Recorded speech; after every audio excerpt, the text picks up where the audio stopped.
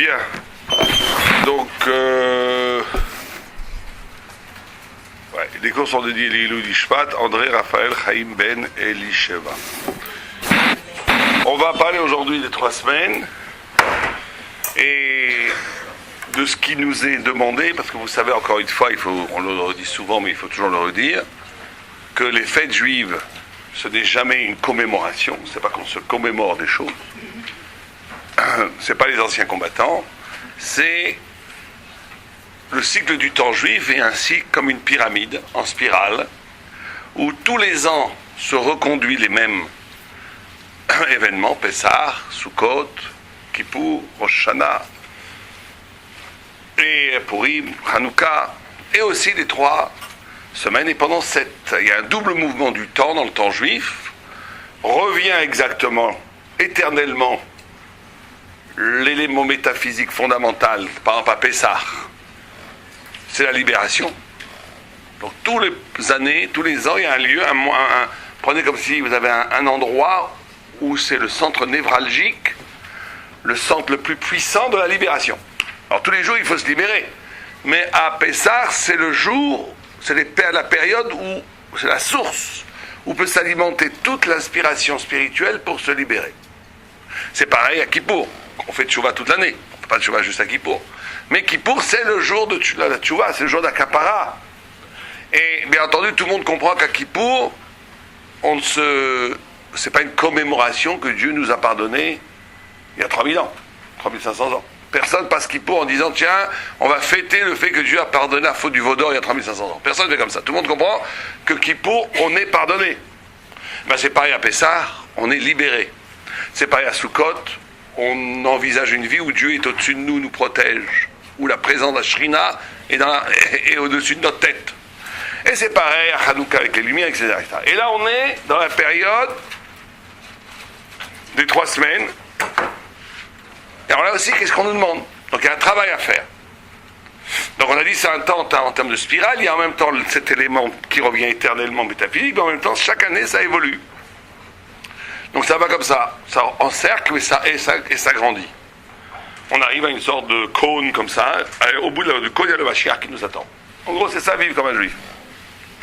Maintenant, cette période-là, c'est une période mystérieuse. Est-ce que quelqu'un sait ce qu'on nous demande pendant ces 3 semaines? Pleurer. De pleurer. Pleurer le Beth Amikdash ce soir. Très bien, bravo, vous avez trouvé la bonne réponse. Effectivement, on va voir que, fondamentalement, on nous demande de pleurer. On va voir ce que c'est. Alors, d'abord, pour comprendre, vous savez qu'il y a combien de jours entre Yud Zayin Tammuz et Tisha B'Av? Il y en a combien? 22. Si on compte les 2 jours, à partir de Yud Zayin Tammuz jusqu'à Tisha B'Av, il y a 22 jours. Donc c'est une période de 22 jours. On va voir que ce n'est pas non plus fortuit, ce nombre de 22. Alors, qu'est-ce qui s'est passé à Yud Zayin Tammuz? Quelqu'un connaît? Qu'est-ce qui s'est passé à Yud Zayin Tammuz? Première chose, Nishberu Aluchot. On a cassé les tables de la loi. D'accord? Deuxième chose, qu'est-ce qui s'est passé le 17 Tammuz? Le Korban Tamid s'est arrêté.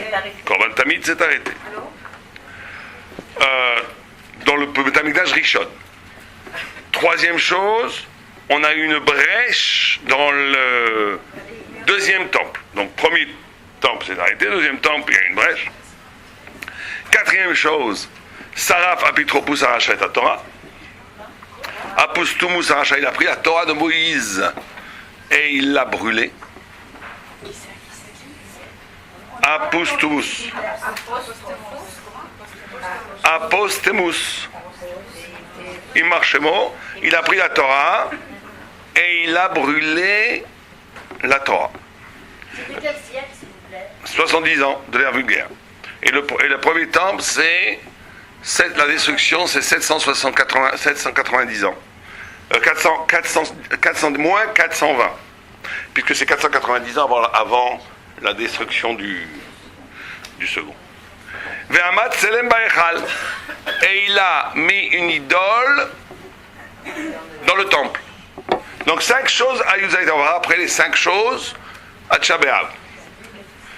5 choses à Yuzaït Tammuz, 5 choses à Tisha B'Av. Là encore 5 et 5, c'est pas un hasard, comme les 5 livres de la Torah, comme les Chumashim, 5 et 5.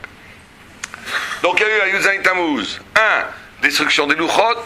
2. L'interruption des Korbanot au premier temple. 3. On a ébréché la ville. Les murailles ont été enfoncées du deuxième temple.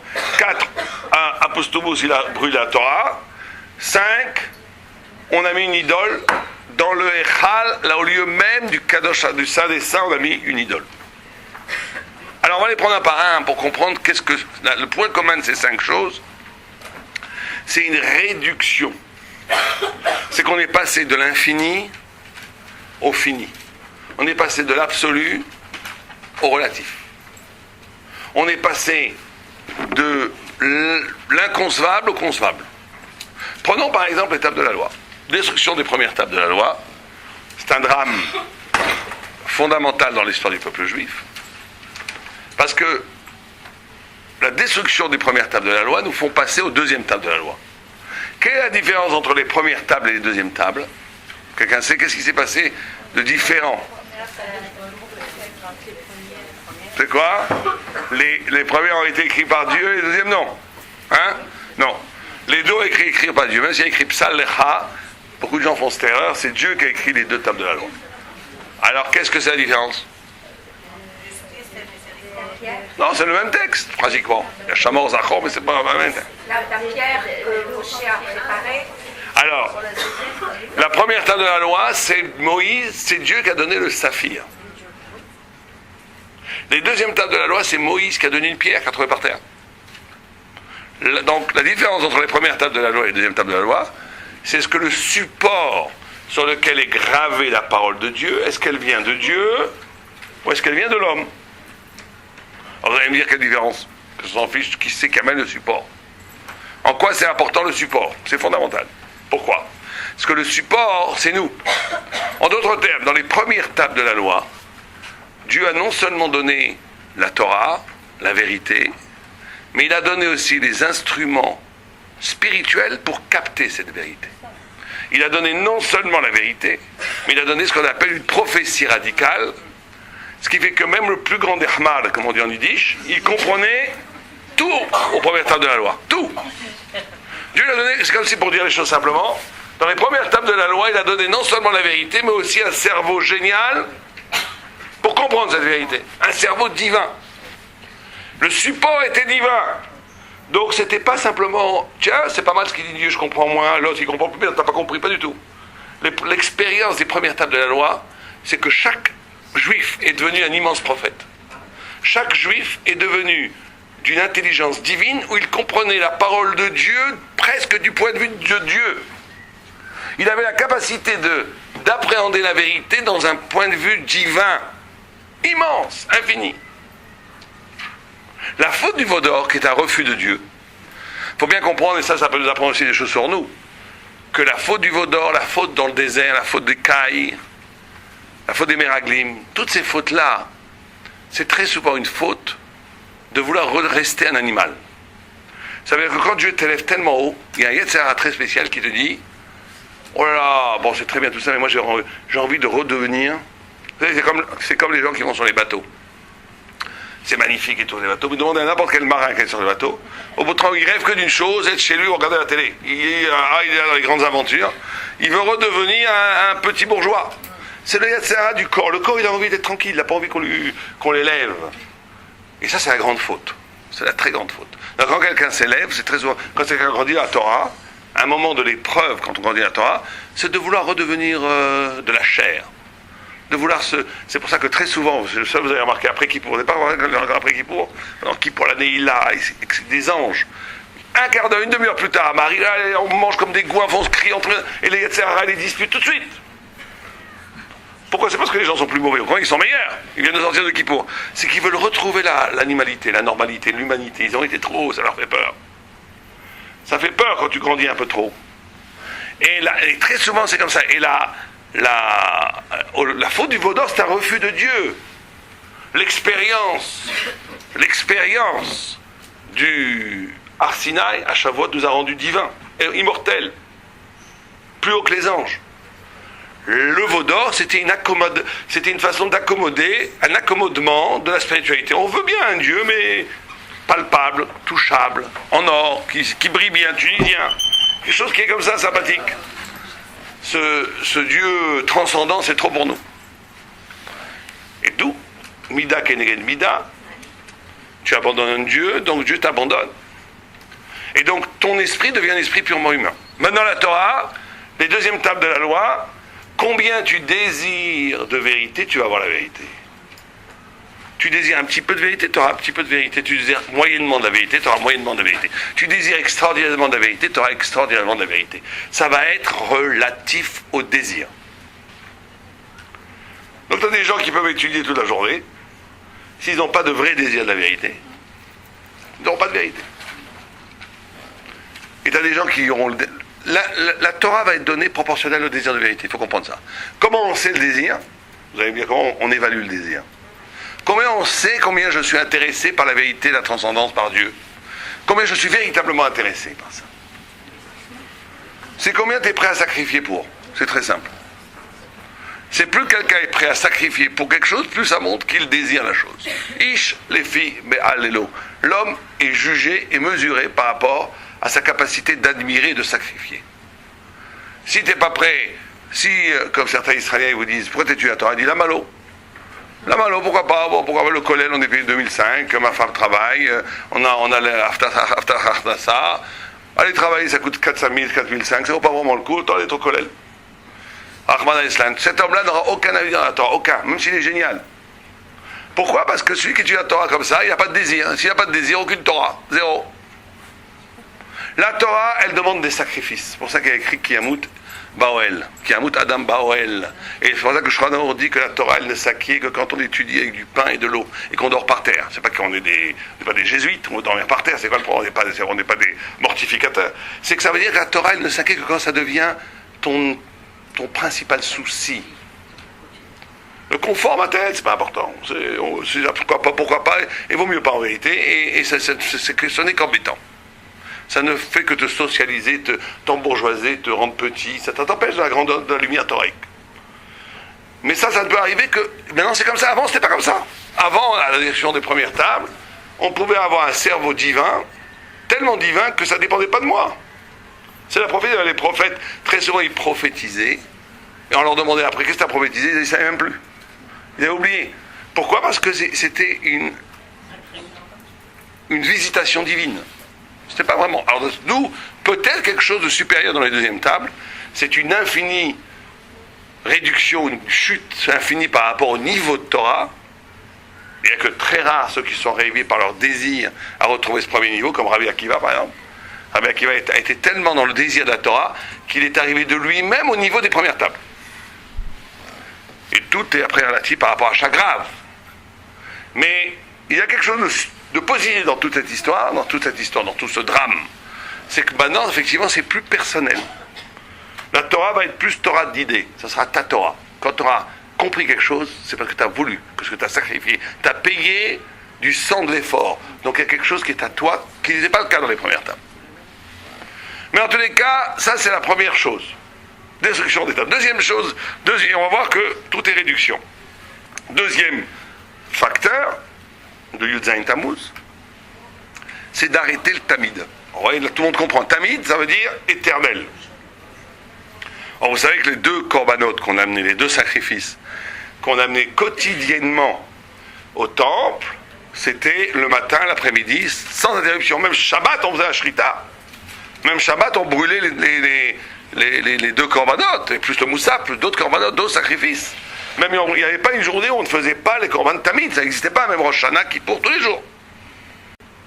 Le tamid étant cette notion de lien éternel entre Am Israël et Dieu, qui passait justement par la notion de vie, de vitalité, d'animalité, qu'on sacrifiait, qu'on brûlait, qu'on spiritualisait, si vous préférez, pour bien signifier que le lien entre nous et Dieu passe par l'existence, par la vie, mais que cette vie est éternelle.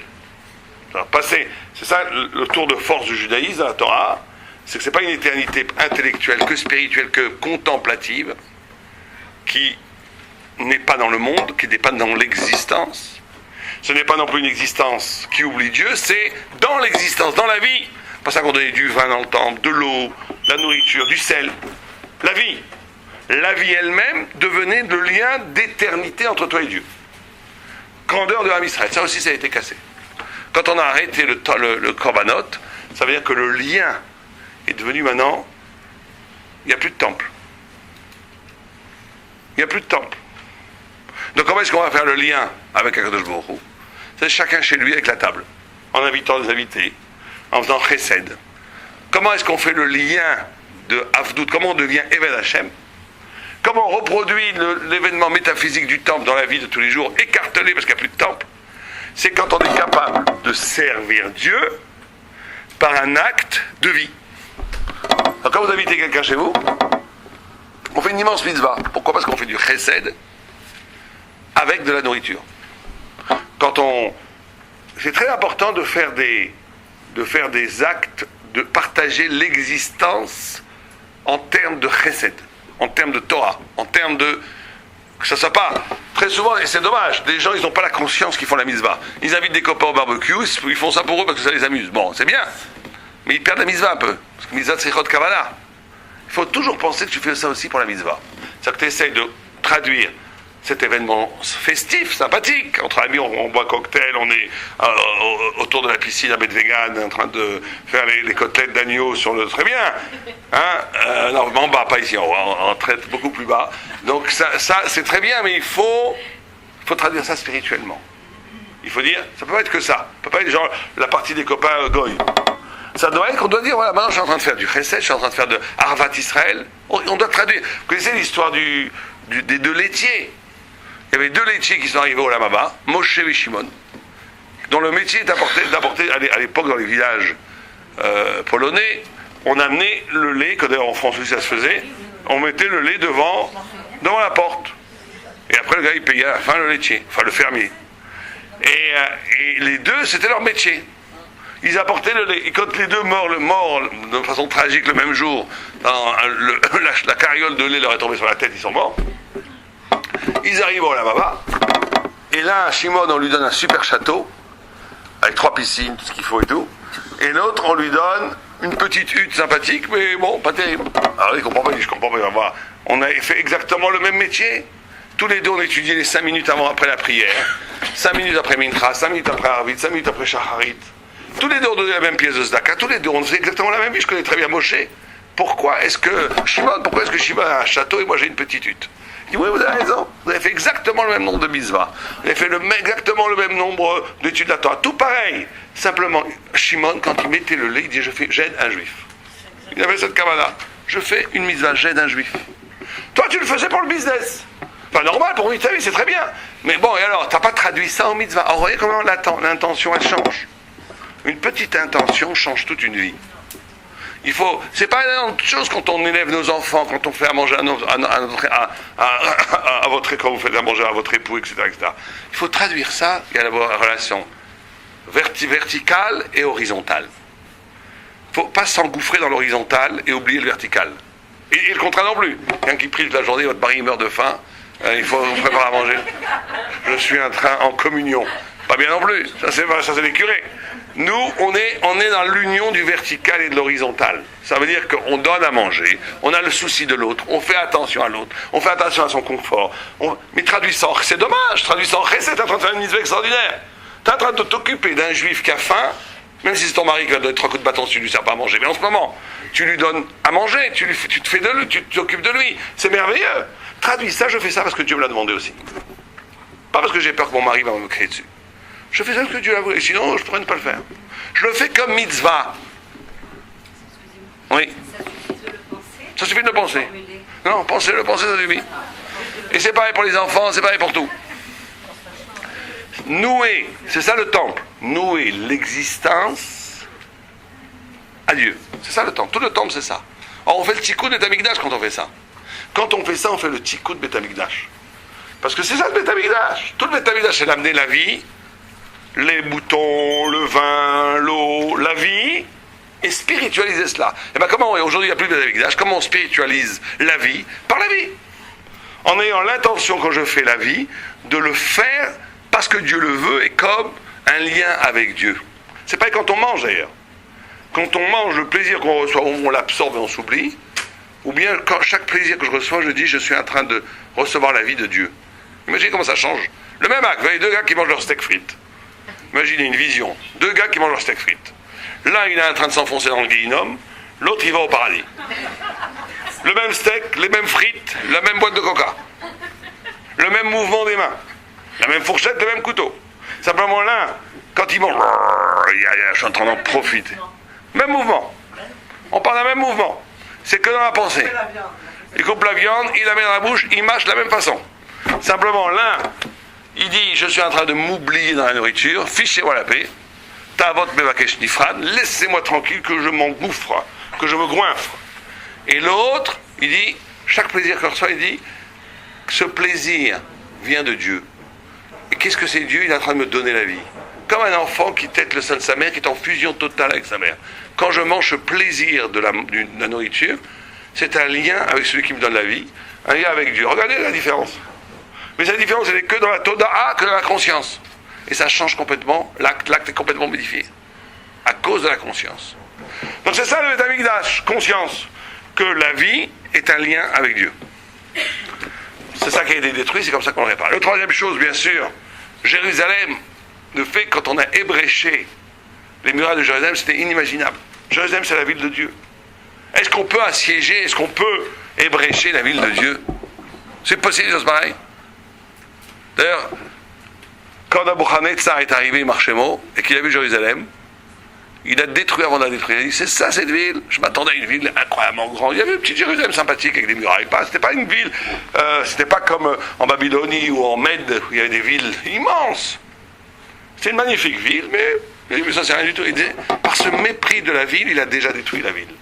Jérusalem était dans la conscience universelle depuis David et Shlomo comme quelque chose céleste, comme la ville du ciel qu'on ne peut pas assiéger. Est-ce qu'on peut assiéger le paradis? On peut faire une brèche dans les murailles du paradis, c'est possible pour nous? Non, eh ben ça devait être pareil.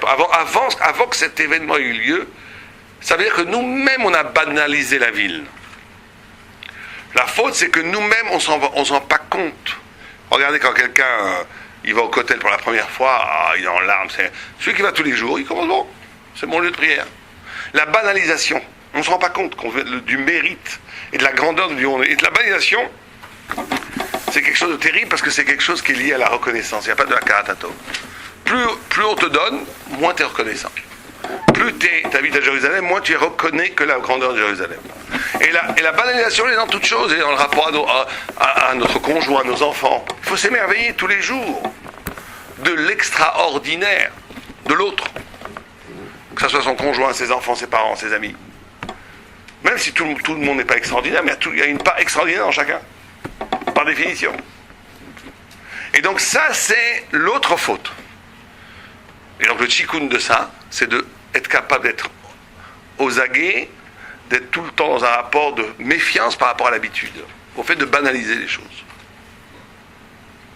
Détruire la Torah, c'est pareil. La Torah, on a créé le monde avec la Torah. Comment est-ce que le feu, qui est un événement du monde, peut détruire la Torah? Vous voyez, c'est tout le même mouvement. Et mettre une idole dans le temple, il n'y a rien de pire au monde. Parce que vous savez, le temple était sur quel endroit? Sur le mont Sion. Le mont Sion, c'est à quoi comme racine étymologique? Non, Siman, c'est pas Sion. C'est quoi? Le verbe de Sion, c'est quoi? Letzayen. Qui a donné quoi en nom en français? Le signe. Signe, ça vient de Sion. Letzayen. Signifier. Signe, en français, vient de Sion. C'est-à-dire que à Sion, où il y avait le temple, était le lieu du signe. De quel signe? Le lieu du signe de Sion, signe, c'est la même chose. Étymologiquement, c'est pareil. C'est que le Artien, il te montre, il te désigne, il te signifie l'au-delà du monde. Quand David Ameller, il disait qu'il allait tomber, il ne comprenait pas comment ça se fait qu'il y avait des gens qui étaient méchants et que la vie était tellement bien avec eux.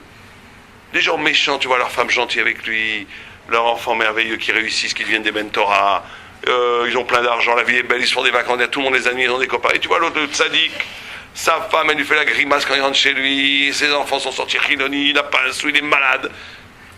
David Amélie, il a vu ça, il dit, c'est pas possible, il y a quelque chose qui tourne pas rond là-dedans. Et il disait qu'il a failli tomber. Jusqu'au jour où il dit, toutes ces questions-là, elles n'existaient que quand j'arrivais au temple. Dès que j'arrivais au temple, j'avais plus de questions. C'était évident. Tout devenait clair. Parce que le temple, c'était le lieu, justement, où on te montrait la réalité spirituelle divine des choses. Tu sortais du relatif. Tu voyais la chose. C'est la notion de Hod. Hod, c'est une des sphiras. Hod, ça veut dire que tu es payé avec ce que tu vas être payé. Par exemple, si vous avez quelqu'un qui vous a fait toute la maison, il vous a réparé une réfection totale de la maison, carrelage, peinture, tout. À la fin, il faut lui payer 100 000 shekels. Au lieu des 100 000 shekels, il vous dit, moi je veux pas les 100 000 shekels, je veux la verroterie. Vous savez, la verroterie, c'est les petites choses des enfants qui coûtent 10 shekels. Vous dites, mais ça vaut 10 shekels, il dit, c'est trop beau, je le veux. Vous le payez avec ça. C'est comme ça que d'ailleurs qu'ils achetaient, vous savez, l'or et l'argent aux Indiens d'Amérique. Ils leur donnaient la verroterie. C'est la mission, c'est la dimension de Hod. Hod, ça veut dire ce que tu veux, tu as. Tu vas être payé avec la verroterie. Tu te rappelles de la verroterie? Le rachat à qui tout sourit, il doit trembler. Il doit vraiment trembler, le pauvre. Parce que si quelqu'un, quand ça va trop bien, il doit avoir peur. Ou c'est un tzaddik gadol, ou il a des très gros problèmes. Parce que, normalement, on est payé en ce monde-ci si tout va trop bien. Et si on est payé en ce monde-ci, c'est très mauvais signe. Vous mettez payé au Lamava. Alors, c'est pas qu'on veut de malheur, on veut pas des histoires, mais il faut s'interroger quand même. Si tout va trop bien, il faut se dire, oh là là, où je suis un tzaddik gamour, comme dit la Gemara, yesh chez zochim beshte shulchanot. Il y en a qui peuvent être zochés des deux mondes, au Lamazé, au Lamava, les tzaddik mourim. Ou bien des fois, les gens qui font les mitzvot de Zdaka, par exemple. Les mitzvot de Zdaka, ça met une immense bracha ici, même si on n'a pas le mérite. Mida kedeged mida. Mais sinon, si quelqu'un ne donne pas Zdaka, qu'il est radin, et qu'il fait plein d'avérotes, et que tout va bien pour lui, il doit trembler. C'est que ça ne va pas du tout bien. C'est que ça ne va pas du tout bien pour lui. C'est l'homme le plus malheureux du monde. Mais ça, on le voyait au temple. Quand on est dans la vie, on ne le voit pas. Sur l'excitation de la vie, on ne le voit pas, tout va bien. La vie est belle. Quand on arrive au temple, on voyait tout. Et c'est ça qui a été aussi bouché. En mettant une idole dans le temple, on bouchait ce signe du Tzion, on bouchait le signe de la transcendance, on bouchait le signe de ce qui te montrait la réalité absolue des choses. Et donc là aussi, le travail qu'on doit faire, c'est de déboucher cela. D'être capable de voir, de réinterpréter l'existence à l'échelle de l'absolu, de l'éternité, pas à l'échelle de la contingence existentielle que maintenant. Ça aussi, c'est très important, c'est ça qui différencie un tzaddik d'un rachat. Le Rav Simcha Zissol, il dit la différence entre un rachat et un tzaddik, c'est l'imagination. Le rachat n'a pas d'imagination. Koharatio, il dit. Ce qui est différencié un rachat d'un tzaddik, c'est le koharatio. C'est le rachat, il n'a pas d'imagination. Il vit sa vie maintenant. Tu viens à manger, c'est bon, c'est très bien. Du plaisir, maintenant, c'est très bien. De la violence, maintenant, de la violence. Faire le beau et humilier les autres, formidable, j'ai pris du plaisir. Il ne voit pas le futur, qu'est-ce que tout ça va lui coûter. Il ne voit pas, il n'arrive pas à s'arracher du monde. Il est dans le monde. Et dans la matière, il n'a pas de koharatio. Le tzaddik, il est capable de modifier son existence par rapport à quelque chose qui dépasse le monde. Il comprend l'éternité. Il envisage d'autres formes d'existence après la mort. Il envisage même dans la vie d'autres rapports avec les gens, le Dieu et soi-même. Et ça, c'est le tikkun, le 5e tikkun qui nous est demandé pendant cette période. Alors on a dit que pendant cette période, il y a eu 22 jours. Ça vous rappelle quoi, 22 jours? Qu'est-ce qui est 22 dans la Torah? 22 lettres de l'alphabet. 22 lettres de l'alphabet. Quel rapport entre... Après, on va voir, on n'a pas le temps de voir aujourd'hui, mais après les 5 choses qui sont passées à Tisha B'Av, dans la destruction des 2 temples à 490 ans d'intervalle, le même jour, à Tisha B'Av, ce qui est extraordinaire déjà. Mais quel rapport entre la lettre de l'alphabet et la destruction du temple? Si vous prenez, regardez chez vous, c'est intéressant de voir, quand vous rentrez chez vous, il y a un livre qui s'appelle le Tanakh. Vous connaissez le Tanakh? Et dans le Tanakh, il y a un Pérec qui s'appelle Echa, qu'on appelle Lamentation, écrit par Yirmiyahu, par Jérémie. Il y a combien de chapitres dans Echa? Non. 5 chapitres, encore une fois 5, comme les 5 roubages de la Torah. Et regardez bien là-bas, c'est intéressant de voir ça. Dans ces 5 chapitres, le premier chapitre est écrit, premier chapitre, Echa Aleph, Bet Bagda Bet, Gimel, Dalet, He. Voilà, chaque chapitre commence par Aleph, Bet, Gimel, Dalet, jusqu'à Tav. Deuxième, troisième, quatrième chapitre, pareil, sauf que là, il y a une petite erreur, un petit inversement. Le Ain, le P est avant le Ain. Le Ain a une valeur numérique de 70, le P 80, donc le Ain est avant le P dans l'alphabet. Là, le P est avant le Ain. 3 fois. 5e chapitre, Bilboul Gadol, il n'y a plus rien du tout, il n'y a plus d'ordre dans les lettres. Regardez ça chez vous. Très intéressant de voir ça. Ça veut dire quoi? La Gemara s'interroge. La Gemara elle dit, parce que tout le fait, toute la racine de la faute, de toutes les fautes pratiquement, c'est le veau d'or, et la deuxième c'est quoi? Faute à Meraglim. Les explorateurs. Or, la Gemara elle dit que la racine de la faute des Meraglim, c'est d'avoir devancé le P au Ain. La racine, c'est le Chorban Adat. En d'autres termes, il y a 3 fautes, bon, on n'a pas le temps ici d'en parler, mais il y a 3 fautes originelles qui se reproduisent tout le temps. Faute du veau d'or, faute des Meraglim, et la faute de l'eau et des cailles qu'ils ont. Et là est une par rapport au désir, là c'est le désir, c'est les cailles et l'eau quand ils sont pleins. L'un est une faute par rapport à Dieu, et l'autre c'est une faute par rapport au monde, à la connaissance, à évaluer vraiment ce que c'est Eretz Israël, etc., etc. À l'autre. Or, on est plutôt ici dans les Meraglim, puisqu'on dit que c'est après la faute des Meraglim, ils ont pleuré, et que Dieu a dit, puisque vous pleurez de façon stupide, pour rien, vous allez pleurer pour quelque chose de sérieux plus tard. Destruction des temples, des 2 temples. Donc on est ici dans la faute du rapport à l'intelligence. Un robe, comme le Maral de Prague l'appelle. Pourquoi c'est lié aux lettres? Pourquoi ce bilboul des lettres dans le dernier chapitre? Parce qu'on est ici que ce qui a été détruit fondamentalement, c'est le date. C'est l'intelligence. C'est l'intelligence juive qui a été détruite. Et comment est-ce qu'on détruit cette intelligence? C'est pour ça que le temple a été détruit. La non-évaluation réelle des choses. Se tromper tout le temps. Se tromper sur Eretz Israël. Se tromper sur ses engagements. Se tromper sur la façon dont on doit vivre. Se tromper volontairement ou involontairement ou inconsciemment pour trahir le pourquoi on a été créé, pour trahir Dieu. Ça, c'est une des 3 dimensions du péché. Une des 3 dimensions du péché, c'est de faire des fautes. Et inconsciemment, on sait qu'on fait une faute. Et on la fait quand même. Parce qu'on veut détruire le date, on veut détruire le sens de l'existence. Parce qu'on veut éprouver sa liberté, ou bien parce qu'on veut toutes sortes de raisons. Mais en tous les cas, on ne veut pas s'inscrire dans le sens originel et réel de pourquoi Dieu a fait les choses et pourquoi Dieu m'a créé. Ça, c'est une des 3 axes du péché. Et là, regardez comment nous donne ici, le texte nous donne la clé du problème.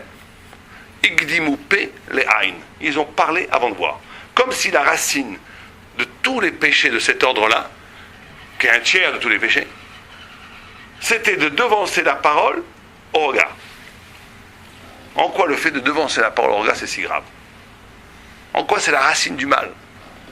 Je parle avant de parler, bon, avant de voir, bon, et alors? En quoi c'est la racine du mal? Parce qu'en vérité, ici, c'est un grand yesod que nous apprend nos maîtres. Quand Dieu a créé le monde, il y a un mouvement qui s'appelle Tohu Bohu Yetzira. Tohu Bohu Yetzira.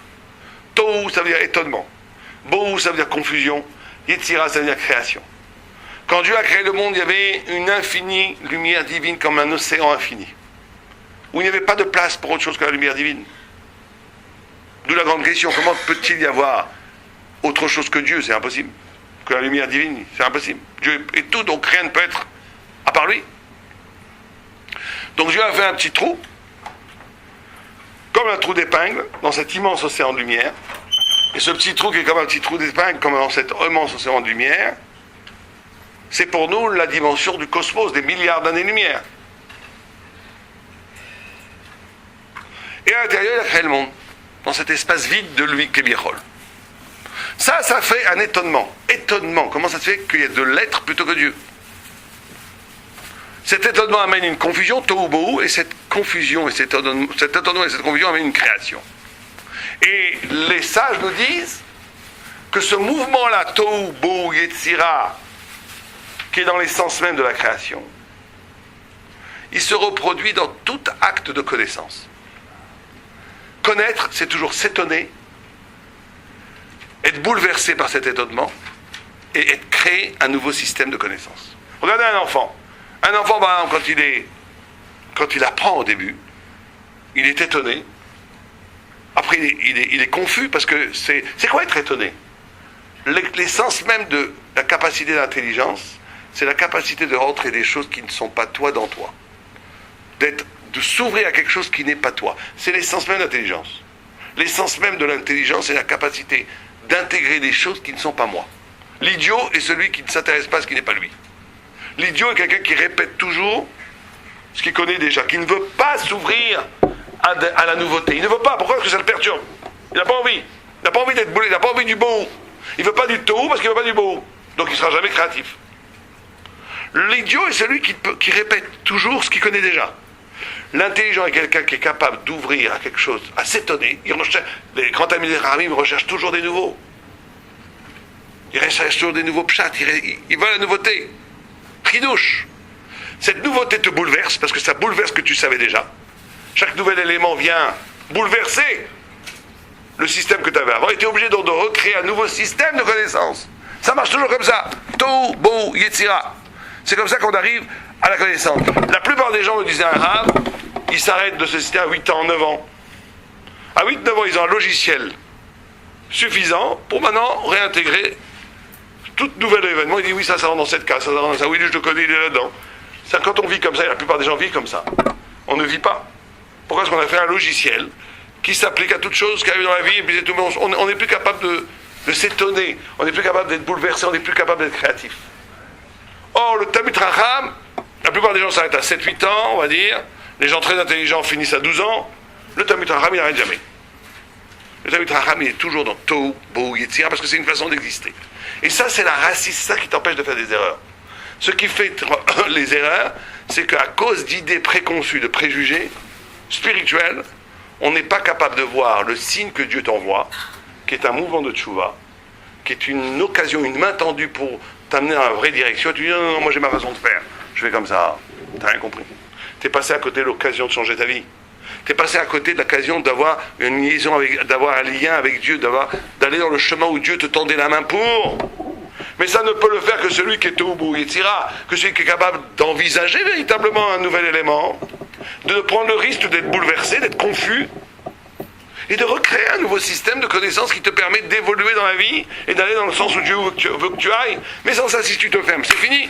Comme les explorateurs, ils avaient un système où il fallait avoir une spiritualité qui n'était que verticale avec Dieu, avec la manne, avec Moïse. Et on dit, mais qu'est-ce qu'on va rentrer en Eretz Israël sans Moïse, sans la manne, à combattre les barbares là-bas, on va devenir comme un peuple comme les autres. C'en est fini de la Torah. Ils n'avaient pas que de mauvaises intentions, mais ils avaient un préjugé spirituel, que la spiritualité c'était forcément quelque chose de miraculeux. Ils n'ont pas pu voir qu'Eretz Israël possédait une autre nouvelle façon de faire de la spiritualité, sans manne, sans Moshe, par la guerre et par même en labourant les champs. Pour eux c'était trop nouveau. Et ils sont tombés, et ça a été la destruction du temple. Donc le tikkun ultime qu'on doit faire nous pendant cette période, c'est cette capacité-là d'ouvrir les yeux, de redevenir jeune, de réapprendre à être enfant, de réapprendre à s'étonner. Et ça demande le respect de soi-même. Parce que la plupart, qu'est-ce qui est le Yetzirah au plus profond qui empêche de s'étonner, de grandir dans son système? C'est de dire, bon, allez, c'est fini, moi j'ai déjà passé la vie, j'ai déjà mes idées, je suis fini. Or, un juif n'est jamais fini, un juif est toujours une rampe infinie vers l'infini qui ne s'arrête jamais. Et donc il faut réapprendre à être juif, réapprendre à se redonner un respect de soi-même, où tu dis, je ne peux plus rester comme ça avec 3, 4, 5 idées dans la tête une fois pour toute ma vie. Je vais réapprendre, je vais m'étonner, je vais prendre le risque d'être bouleversé, et je vais réorganiser et grandir le champ de mon existence spirituelle par rapport à cet étonnement et cet bouleversement, je vais être créatif.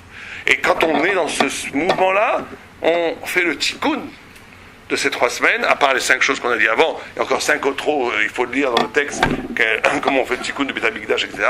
on le fera peut-être une autre fois, mais en tous les cas, c'est le début des 22 jours qui nous attend dans 2 semaines, de Hashem, que ce soit le dernier Ben Amitzaïm qu'on fasse et que le Mashiach soit là le plus vite possible dans Hashem.